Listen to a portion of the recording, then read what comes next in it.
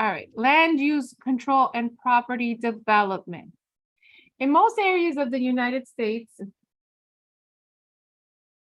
for number 19, it should be, try it again or refresh your page or sign in with Chrome. Okay, I have to continue. So we're using land use control and property development. In most areas of the United States, local governments have developed comprehensive planning that restrict how land may be used with the goal of orderly and planned growth. Real estate professionals must be knowledgeable about local land use restrictions in order to avoid showing a buyer a property that is not suitable for the buyer's intended commercial or residential use. The buyer of the home within a subdivision or planned unit development is that subject to a residential community association will also be subject to limitations that appeared in the property, the deed, or specific rules that are created and enforced by the association. An individual parcel of real estate may be subject to restrictions that a prior owner has included in the deed or document that has been made part of the property's chain of title.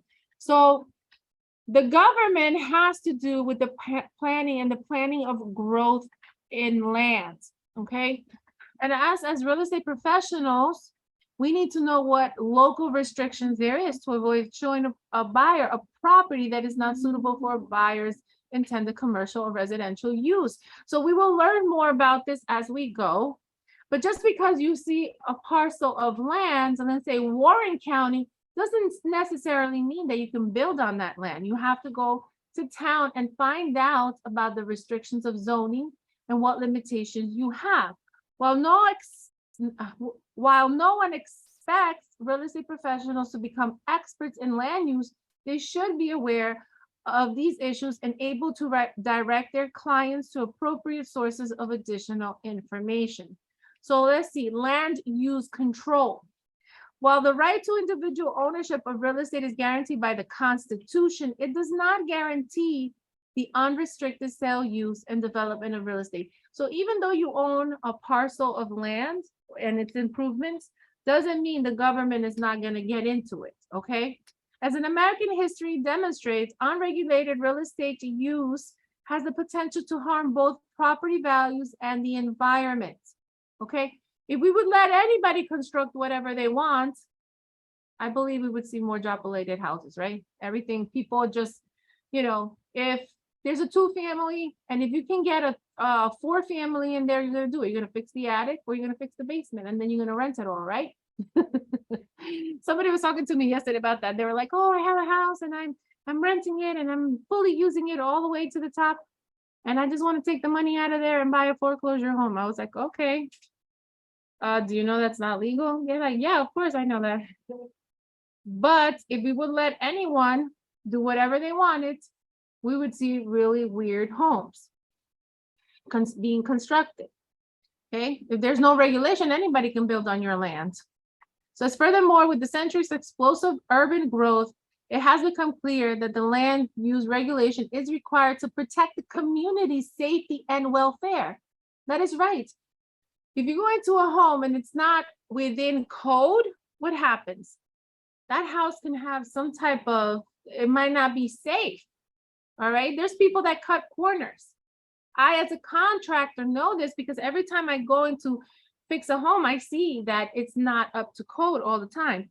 So Stephen says they just out of a landlord in jail in New York for illegally dividing a building and causing someone's death. So imagine, okay, so they have to protect the safety, interest, and the welfare being of the population. Land use tends to be chaotic in the absence of centralized authority to exert control. Okay, it will be chaotic. Rapid growth, for example, can outpace the capacity of basic municipality service such as sewers, power, water, schools, roads, and communications. I don't know if you're seeing this, but a lot of towns around here in Essex have, Bluefield never had, I lived in Blue for a long time and never had all these apartment buildings. People didn't want apartment buildings. That was an eyesore. East Orange has a whole bunch. They're used to that. Their town is used to that. But Nutley has now apartment buildings going up, and Years ago, there wasn't. Harrison, Kearney, Lyndhurst, North Arlington, all these towns around Newark, there's a whole bunch of apartment buildings going up, in Orange too. So they put a Stamford on the town. Now they have to think about sewers, power, schools, roads, and communications. When I lived in Bloomfield, my kids used to go to Bloomfield Brookdale School, and we had a whole apartment building on a corner. Now, more kids were going to school. A size of 21 ended up being 27. So that's what I'm talking about. You know, it overcrowds the population, and it puts strain on the water, the school, the roads, the sewers, and communication. Now, government ownership. Government-owned land is used for national parks, forests, military bases, federal office buildings, schools, museums, state parks, government buildings, and municipal parks, and building, as well as street, highways, and bridges. Beyond direct ownership of land, government controls on property use range from regulation of the use and disposal of hazardous materials. You can't just go to a river and throw whatever you want in there, okay? Or even companies or factories. By the federal government to design, construction, and type of buildings that are permitted at the local level. The police power of government is the source of its authority to create regulations needed to protect the public's health, safety, and welfare. Through enabling acts, states delegate to counties and local municipalities the authority to enact ordinance in keeping with general laws. The degree to which the government bodies seek to regulate land uses varies and is often a reflection of the priorities of local residents. While there may be little objection anywhere to regulations that control noise, air, water, and pollution, the top of the population density, right? Lots and building sizes can elicit strong reactions. Now we're gonna look at this, which is pretty important. I don't know if you're aware of this. When I first heard it, I was, surprised. I didn't know this. And it says local governments, municipalities, and counties establish development goals for that development. If you look at Newark, you see all this development that's going on. And a lot of investors are in Newark buying properties, not the cheapest now, because it's just gotten too popular with investors, but they're buying properties and they're building them back up, or they're building apartments. Now, I don't know if you've heard this, okay, but Lionsgate is coming to Newark. They want to make Newark a place where they can make movies and have production companies come to Newark to make movies and also work in New York. Yes, more traffic, more and more traffic. I have to always drive here in Newark to get to one place to another and come to the office, right? If I wasn't teaching, probably I wouldn't be in the office. Yeah, it's already crowded. The Ironbound, every time I have to go to church, I have to pass through Ironbound, and they're always playing a game. I don't know if you guys noticed, right? They always have a game. They had, I think, Uruguay face. I don't know who was it yesterday. And then the other one, Salvador and Colombia, right? So it's so crowded that if it takes you, what could take you 5 to 10 minutes to get from downtown Newark all the way across Ironbound to the other side of 280, it takes you maybe 15 to 20 minutes, depending on traffic, right? It's getting really crowded. And on top of that, there's no parking. I don't know if you noticed this. In Newark, if you don't pay for parking, it's hard to find parking, right? So these development goals, they're created and they have to be comprehensive. So Newark, all this redevelopment and development of buildings and housing and all that, there has to be something called a master plan. Have you heard of the master plan before? No. So Fernando says no. Alexa says no. So I'm going to quickly, because of time. Okay, Lacey. I got you. I was yesterday, I couldn't be on the Zoom call, Zoom, because my internet was so bad that I had to like turn it off. So I get you guys. All right, so let's look real quick.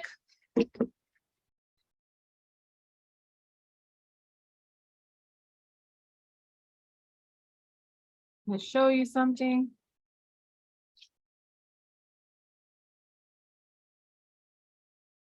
Is the internet not working for you, Alexander? No, I know yesterday it was bad for me too. So I get you guys. All right. Master plan. All right. So where is it? This is Newark.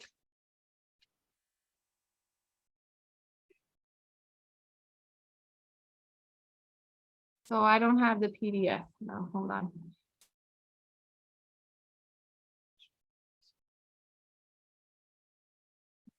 So here,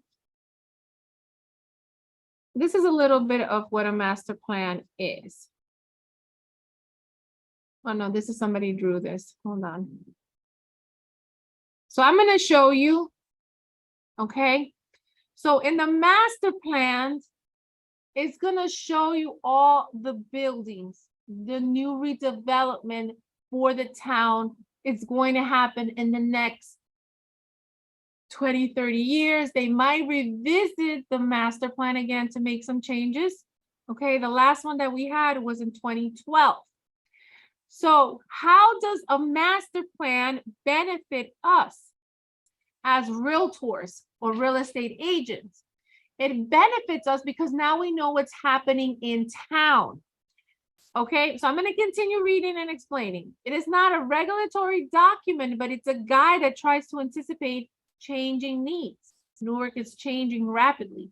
The comprehensive plan usually is long-term, perhaps 20 years or longer, or often includes a general plan that can be revised and updated more frequently. Plans for specific areas and strategic plans. So every town has a master plan. Systematic planning for orderly growth usually considers the following elements. So this is what could be included in the master plan. The land use determining how much land can be proposed by residents, industries, or businesses, agriculture, traffic, transit uses, utilities, community facilities, parks and recreational facilities, floodplains, and other areas of special hazards. Housing needs for present and anticipated residents, including rehabilitation of declining neighborhoods, okay, as well as new residential developments. So when I drive, I pass by Sanford in Newark that goes away all the way to East Orange. A lot of those homes are being fixed up. Lydia knows a little bit about that area, right, Lydia? A lot of places around there are being fixed up. So now we have movement of people and goods, including highways and public traffic, parking facilities, pedestrians, and bikeway systems. There's part of Mount Prospect, Newark. They have this bikeway systems on Irvin, on Turnpike. They also have bikeway systems for people to use their bikes or motorcycles. The more people live in a community, the more amenities, facilities there is. Okay, we start seeing this stuff. So it says, so Alexander, you can check in after.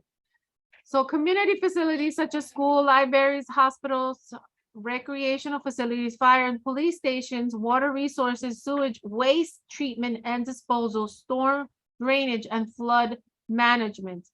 Energy conservation to reduce energy consumption and promote the use of renewable energy sources. We even see Elizabeth, New Jersey is being restructured because it's near the airport. There's a lot of buildings going up and a lot of investors are buying properties there to fix and flip. The preparation of a comprehensive plan involves survey studies, analysis of housing, demographic, economic characteristics, and trends. The plan typically is drafted by the Planning Commission. Who drafts the plan? The Planning Commission, and approved by the City Council or other governing body following a period of public comments and hearings held for the purpose. So in Newark, they had, what is it? La Casa de Don Pedro. they had a whole hearing of what they're doing in the downtown area of Newark. I missed it because I was teaching ninth class. But as you can see, they need to also inform the community of what's happening. So now we're also going to talk about, well, I just want to come back to the master plan. So it's very important wherever you become an agent in real estate, right? I'm assuming in my world that everybody's going to be in Newark, but if that's not the case, maybe you're in South Jersey, Central Jersey, Northern Jersey, and now you might be specializing in certain towns or a specific town. You're looking at their master plan. How can you help someone in commercial, right? If there's a higher percentage of density of population, people are moving into town, they desire that town, right? They're going to build apartment buildings. Guess what they're going to need? If you're a commercial agent, you're going to see where they're going to lease these, as soon as they build apartment buildings in the first floor, they have leasing of commercial properties. So if you're helping someone in the commercial space, they might want to rent or do that lease because they want to put a store in there. So the more people you start seeing more stores, more commercial businesses in those areas. So we have zoning. Zoning ordinance implement the comprehensive plan and regulate and control the use of lands and structures within designated land use districts, in part by separating conflicting land uses. If the comprehensive plan is the big picture, zoning provides the details that carry out the comprehensive plan. So we need zoning. Although no nationwide or statewide zoning ordinance exists, the federal government and the state regulate the land use through coastal management, environmental laws, and scenic easements. Zoning affects such things as permitted use of each parcel of land, lot sizes, types of structures, building heights, you might see a question on the state exam, setbacks, the minimum distance from property boundaries that structure may be built, style and appearance of structures, density, the ratio of land area to structured area, and protection of natural resources. Okay. And we're also going to look, zoning is very important. You might see a couple of questions on the state exam. Okay. Zoning ordinance should conform to the comprehensive plan, but both must remain flexible to meet the changing needs of society. Zoning classifications. Zoning ordinance have traditionally designated land for residential, commercial, and industrial and agricultural uses. Okay. These land use areas are further divided into subclasses. For example, a residential area may be subdivided to provide for detached single-family dwellings, semi-detached structures containing not more than 4 dwelling units, low-rise apartment buildings without elevators, walk-ups, and high-rise apartment buildings.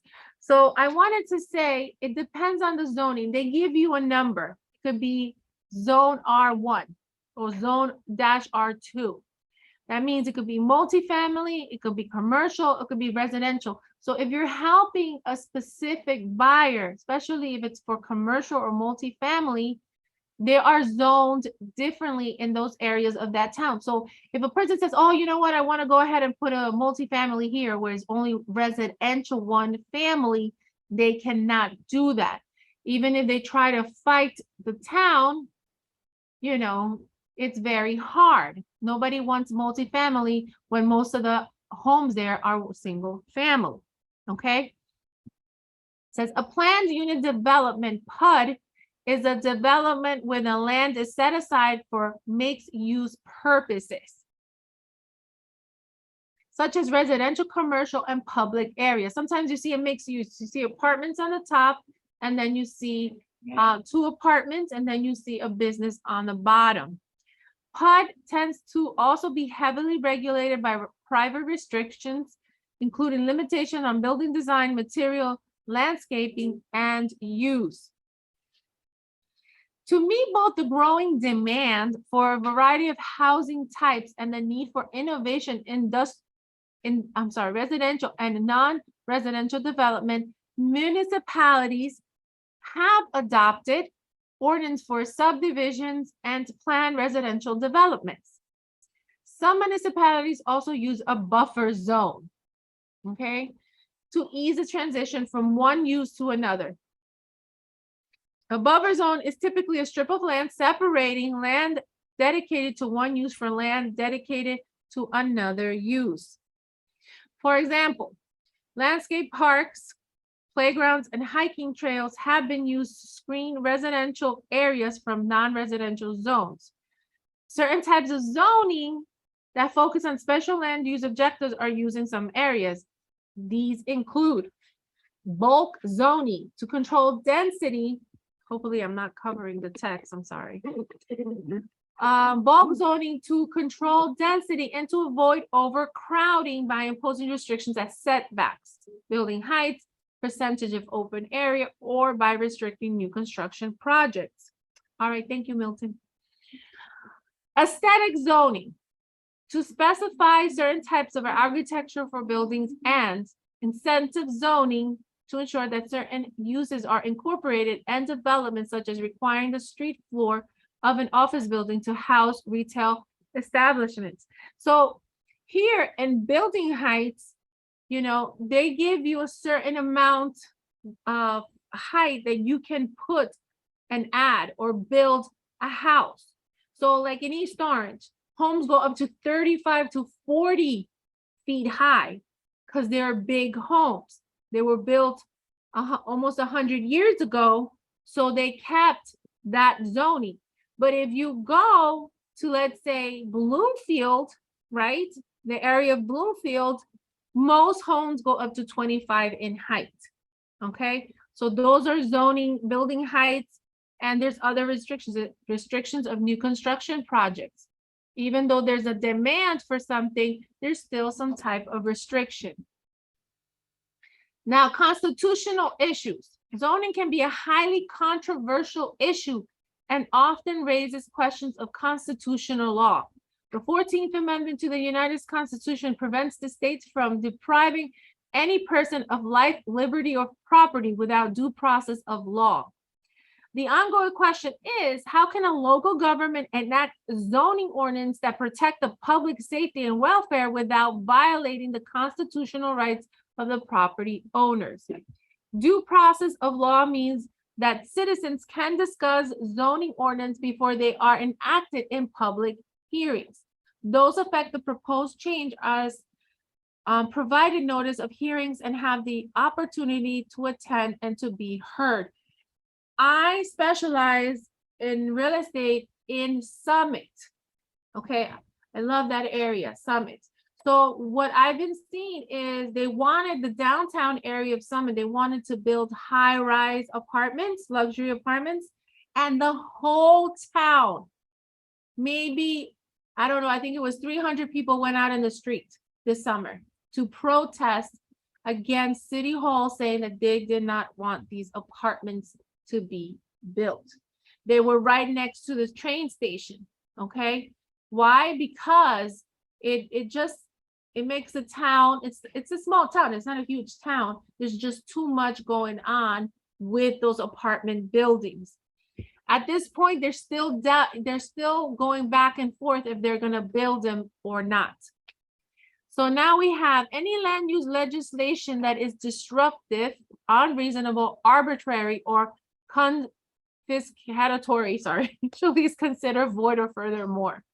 Zoning ordinance must not violate the various provisions of the state's constitution. Commonly applied test is determining the validity of ordinance require that power be exercised in a reasonable manner, provisions be clear and specific, ordinance be non-discriminatory, ordinance promote the health, public health, safety, and general welfare under the government's police powers, and ordinance applied to all property in a similar manner.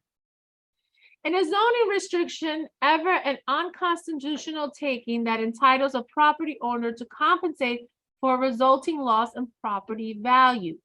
Unlike the loss of ownership that occurs when the title to a property is taken, zoning leaves title in the landowner, but limits the owner's use of the property. So we see this with zoning. I'm sorry, let me just change the color.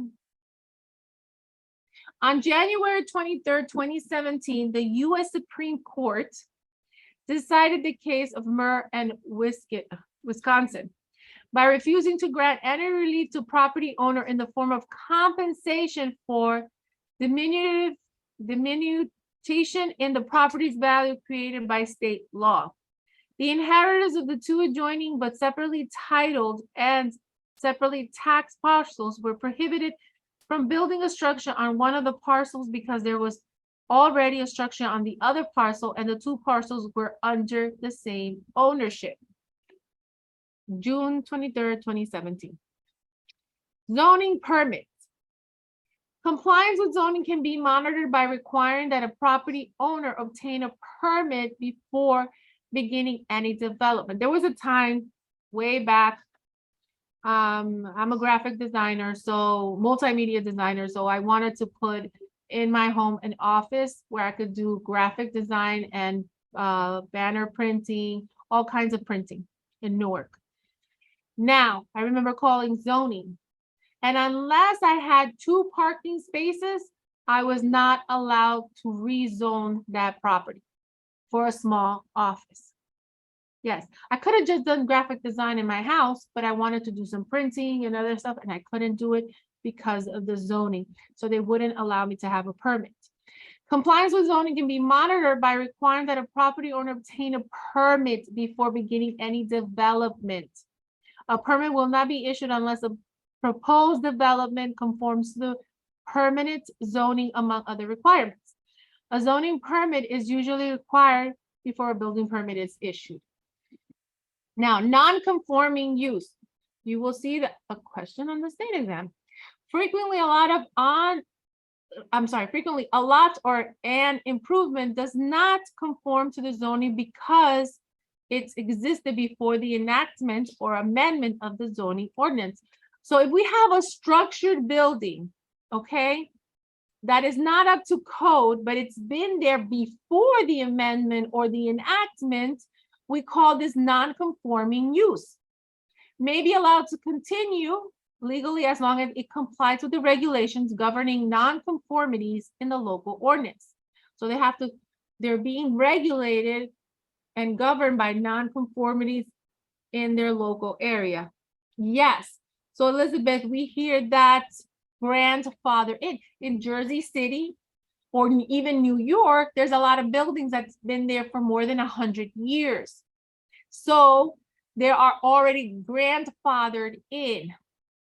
And so they don't have to conform to the new zoning laws. They're non-conforming.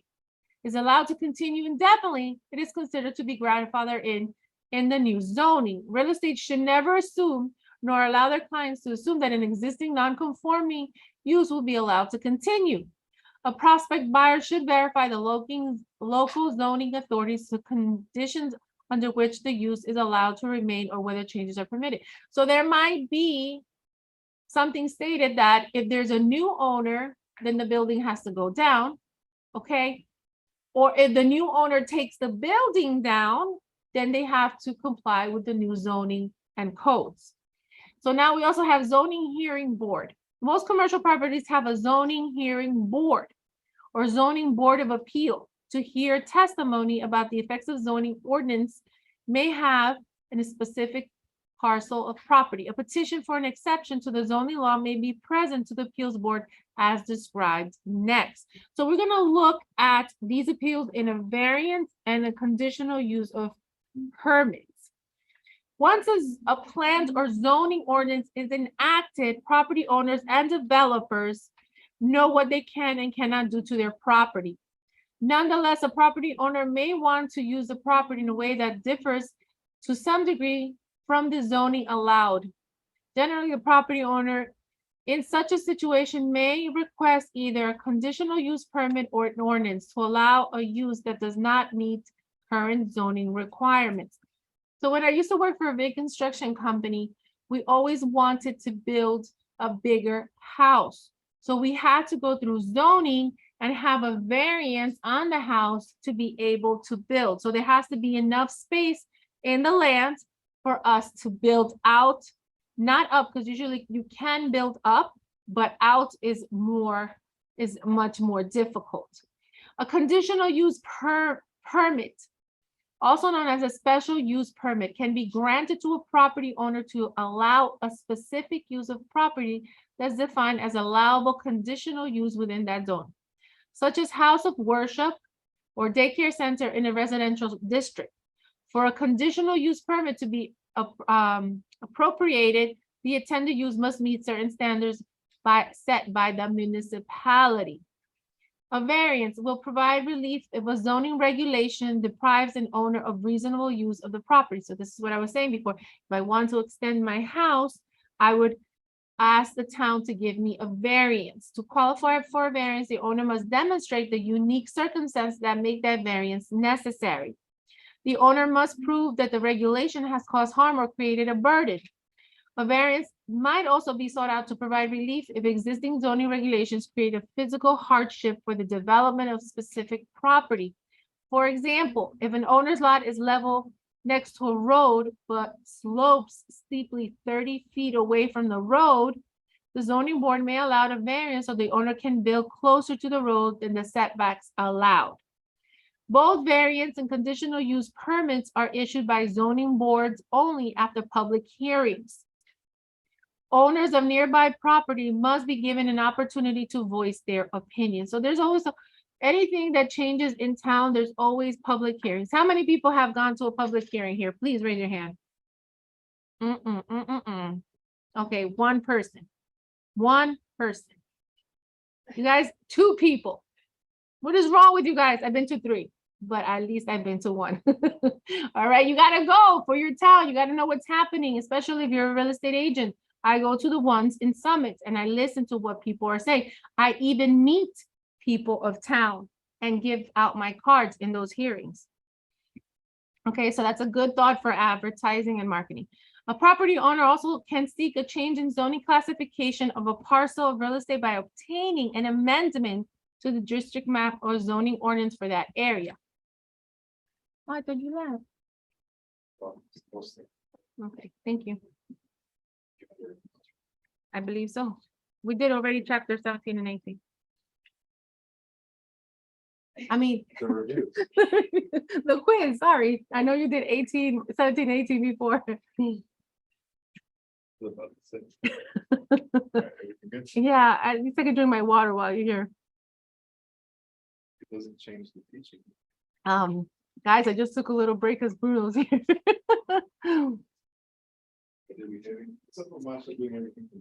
Masha, Bruno just said that he's super disappointed in you because you're not here assisting him, okay? He has you as your personal assistant here, grabbing him water and all that stuff, and you're not here. He's not happy.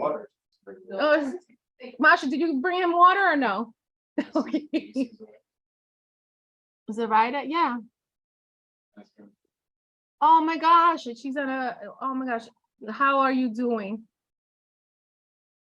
So Masha says, you know what? She's sick, so she doesn't mind coming here and making you sick, okay? If you need her.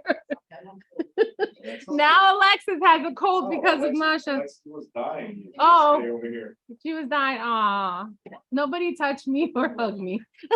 All right.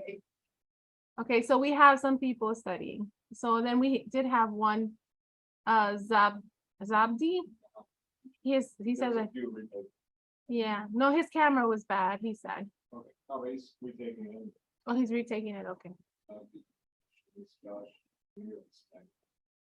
They're all retaking it. Shakira, however, is not. Shakira. Hips don't lie. Camera don't lie.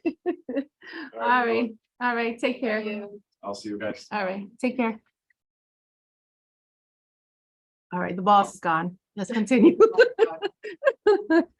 Oh, he's back. He heard me. He has bionic hearing. What happened? What happened? Okay. Okay.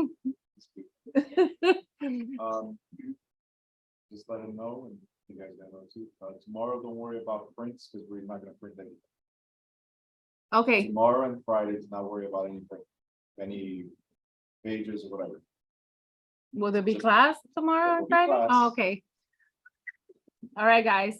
There will be class tomorrow, but there's no wearing of printing or anything. I don't know what kind of class. Is it a dance class? Or is it a That's what it is. You told me about acting. class. dance? Oh, And I told him about acting. I was like, you really need to get an acting coach. There's no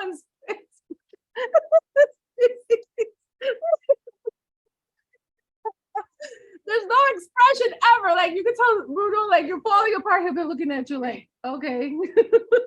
All right. That's a great acting. You want me, you want me You to should react? horror. You should thrillers. Oh my God. Okay. No. All right. Bye.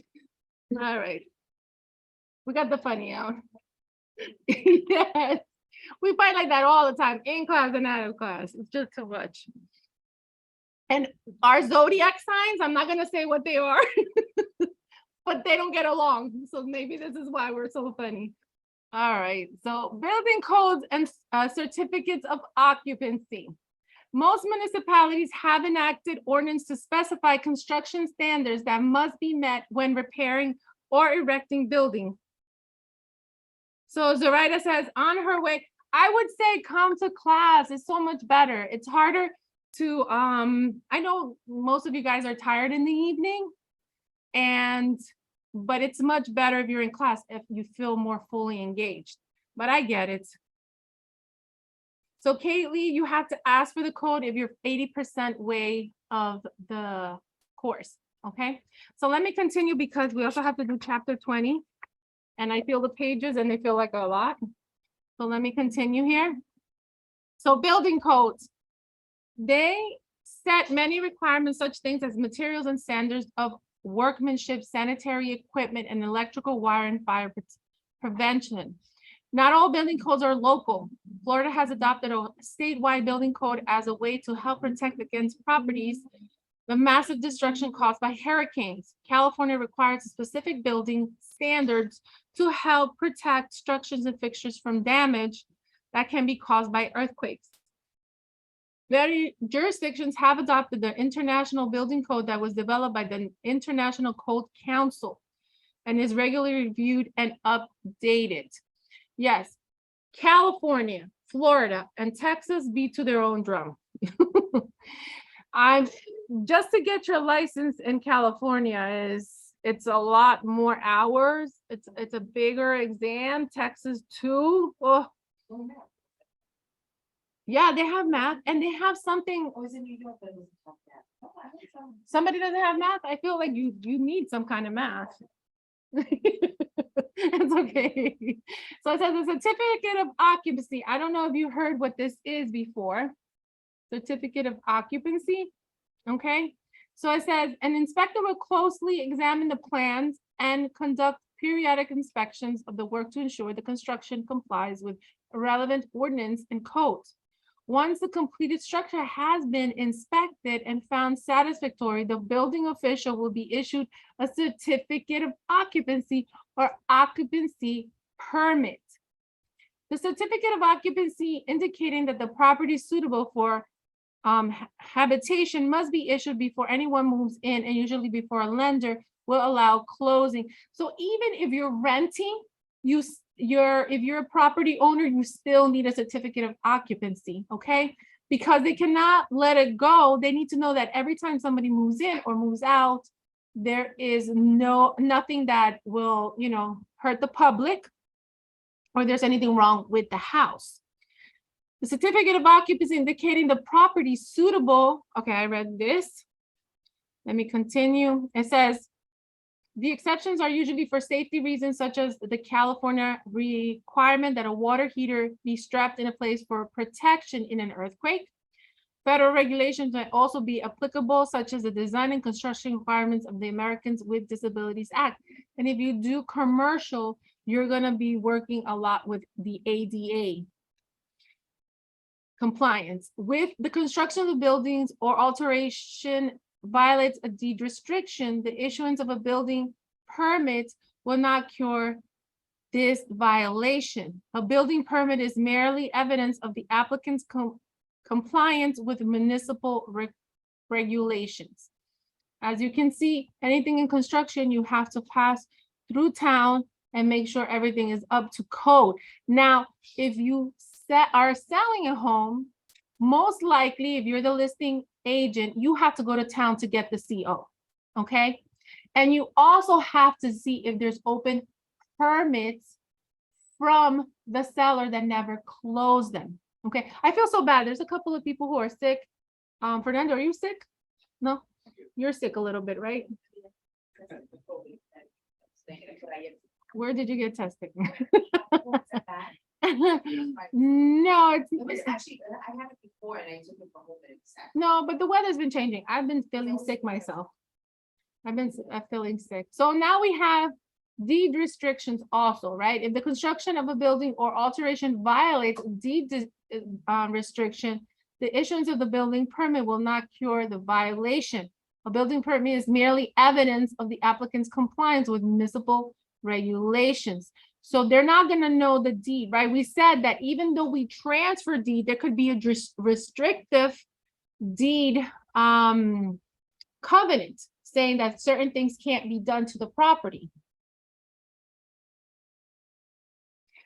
So Rita says, not going to class now, not trying to get sick. It's okay, Zarai. When you come, we'll send Lexus home. All right. All right, so let me continue here. So we have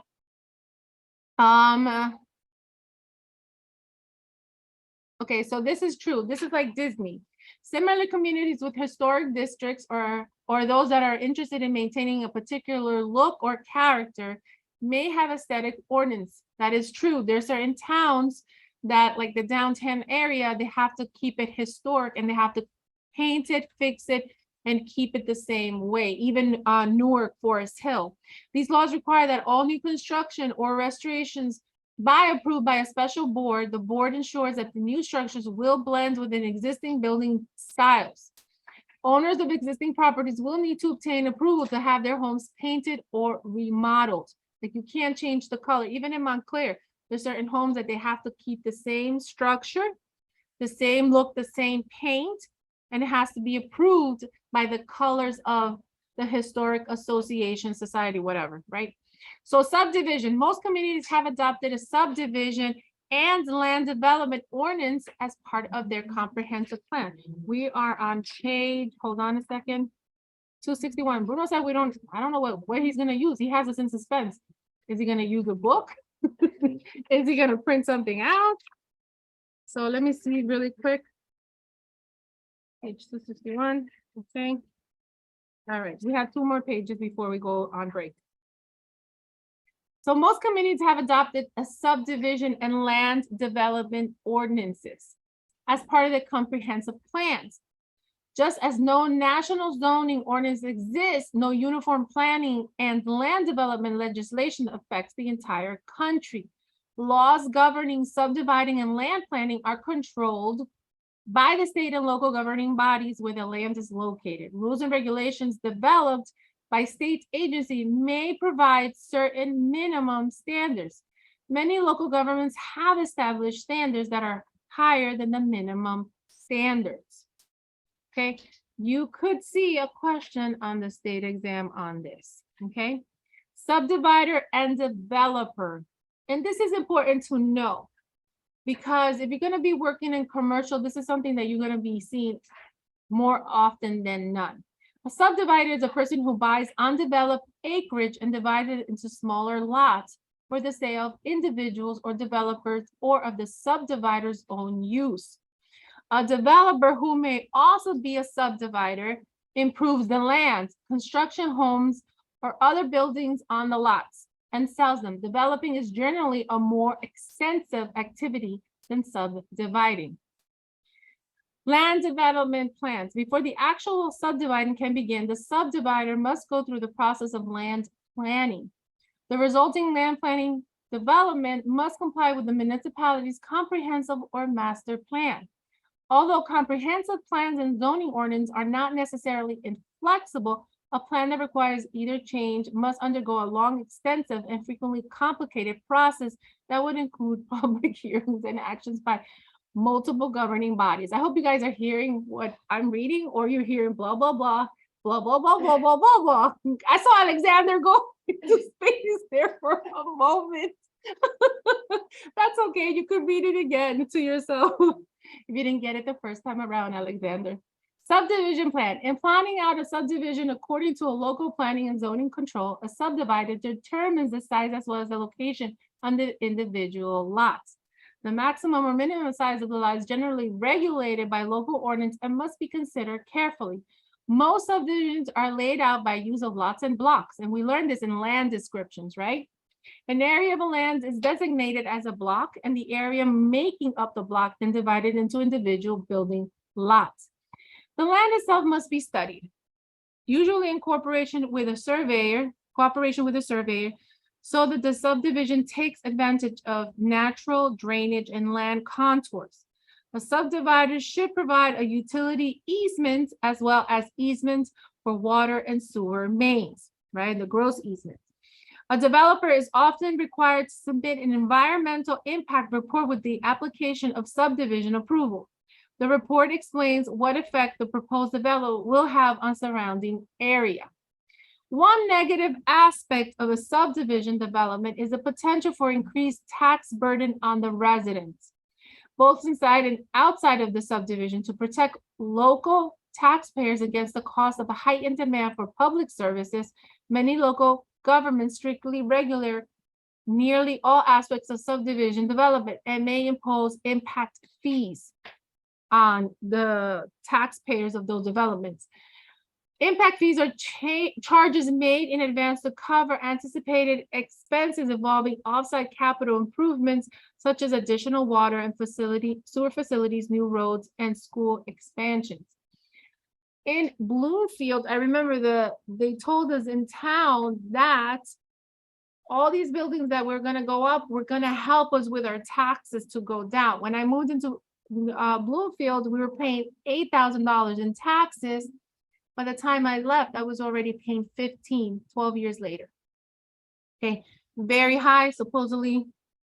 So Michelle says North Bergen is horrible right now. So supposedly they were supposed to go down when I got that the quarterly taxes.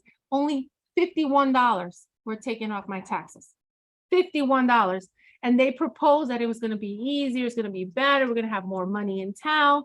Now the schools are overcrowded, and they had a second middle school now that they're restructuring and redevelopment so that they can use it for all the new students, because they had taken it down because there wasn't enough students, they didn't need it. And then when they built the high school, it was around $4 million. And that's why in Bloomfield, we pay such high taxes, because of the high school and other developments. When I was taking the course, I was taking it in Montclair. My teacher was horrible, but I took it in Montclair, and believe it or not, I passed. Most students didn't even pass the school exam, okay? But one of the things I told her, I asked her, I said, why in the world would Montclair taxes be so high? It's ridiculous. You know, the houses there are $1 million something, or maybe a little less. Nowadays, it's even more because they've appraised for much, much higher. And Montclair is one of my favorite towns. But, right, it's so nice to walk in the park and even walk around in the downtown area and all the little shops. But she said to me, yeah, but the schools are amazing in North Bergen. I kind of know North Bergen a little bit. But in Montclair, they took 4 historic buildings, okay, and they took 2 schools down. She explained to me that they built these buildings back up again, or they did something to the buildings, and they built 2 new schools, and that's why they have such high taxes. They have over 200 million, she said, in debt in Montclair. So you can buy a house that's $1 million something, right? But your taxes are 30, 40,000. So you need to buy that house off to be able to pay those taxes. It's so high. Only really the rich of the rich live there, because I used to work for a law firm and a lot of the attorneys lived in Montclair, and they're like, yeah, it's really expensive. All right, so let me continue. It says plat map. From the land development and subdevelopment plans, the subdivider draws the plat map. The plat map is a detailed map illustrating geographical boundaries of individual lots. The plat map shows the lots, blocks, sections, streets, public easements, and monuments in the prospective subdivision. You might see a question on the state exam. The plat map also include engineering data and restrictive covenants. This is what I was talking about before. When a new developer goes in to make condos, townhouses, or one-family homes in that area, usually they put restrictive covenants to those properties. So they don't change the outside of the property or the size of the lot. The plat map must be approved by the municipality before it can be recorded. Once a plat map is properly recorded, it may be used to describe the individual parcels of real property. Meets and bounds or government saver systems description will pinpoint the location of the subdivision plat map on the surface of the earth, which will become part of its description. What is the subdivision density? Zoning ordinance typically dictate minimum of lots, as well as population density requirements of division and land development. For example, zoning restriction may set the minimum lot area on which a subdivider can build a single-family housing unit at 10,000 square feet. And it's not fair. Bruno came in here, took my time. You notice that? Now I have to take a little longer. Now we're not going to have that break at 12:30. I'm sorry, guys. We're going to have to finish this chapter before we go. So, oh, in Montclair, yes, they are amazing. Many zoning authorities establish special density zoning standards for certain subdivisions. Density zoning ordinance restrict the average maximum number of houses per acre that may be built within a particular subdivision. If the area is density zoned at an average maximum of 4 houses per acre, for instance, a subdivider may choose to cluster building lots to achieve an open effect. Regardless of lot size or number of units, the subdivider will be in compliance with the ordinance as long as the average number of units in the development calls its grossly densely remains at or below the maximum density allowed.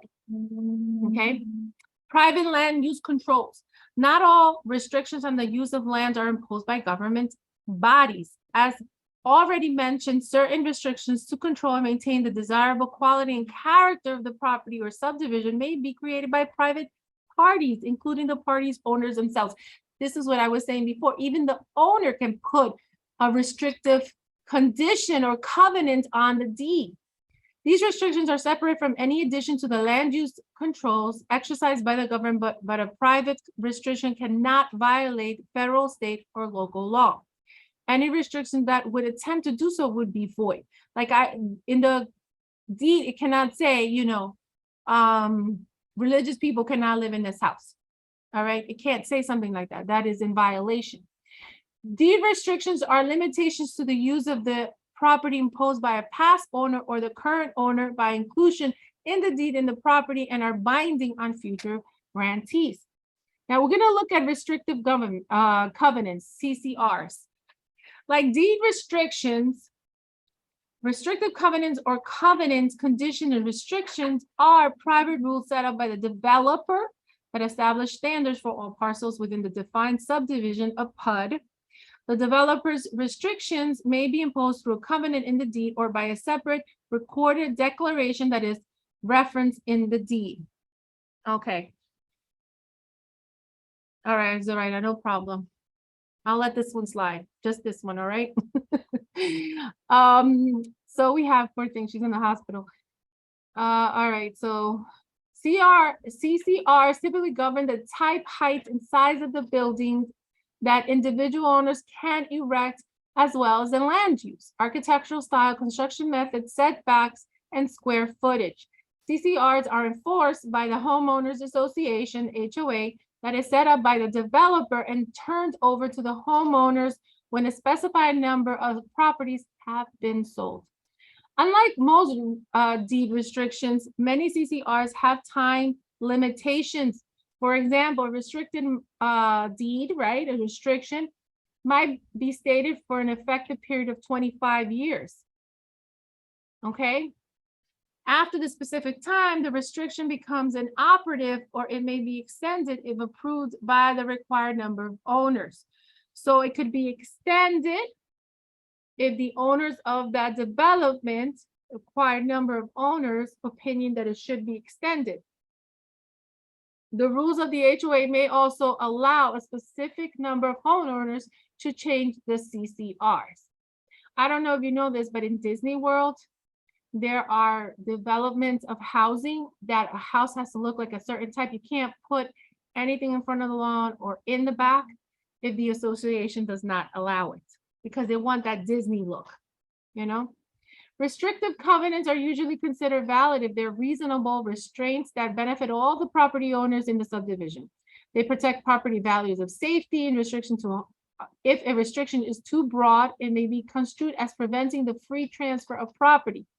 If a restricted covenant or condition is judged unenforceable by a court, the estate will stand free from the invalid covenant or condition.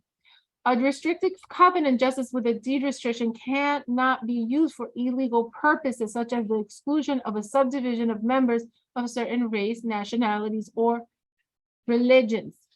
Private land use controls may be restrictive of an owner's use than the local zoning ordinance. The rule is that more restrictive of two takes precedence. For example, local zoning ordinance may not address the use of a shed on a residential lot, but the CCRs in a particular subdivision may prohibit sheds, which means that a property owner in the subdivision may not place a shed on the property. So I used to live in Sussex County, and I used to live in a community of homes, and they would not allow a fence higher than 6 feet, right? That privacy fence, and that goes for certain towns too.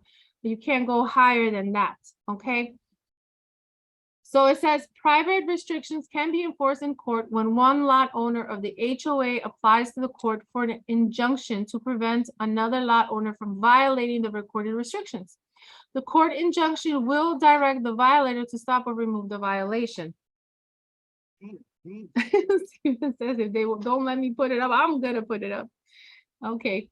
So the court retains the power to punish the violator for failing to obey. If another lot owner of an HOA fails to take prompt action while violations occurring, the right to an injunction can be lost. The court might state that the right was lost through laches, that is the legal principle that a right may be lost through undue delay or failure to assert it. Regulations of land sales. So you might see a question on the state exam on this, so pay closely attention. Just as the sale and the use of the property within a state are controlled by states and local governments, the sale of property in one state to buyers in another state is subject to strict federal and state regulations. Interstate Land Sales Full Disclosure Act. Definitely will see a question on the state exam. The U.S. Congress created the Interstate Land Sales Full Disclosure Act to prevent fraudulent marketing schemes that may arise when land is sold without being seen by purchasers. The act was amended by the Dodd-Frank Act in 2011.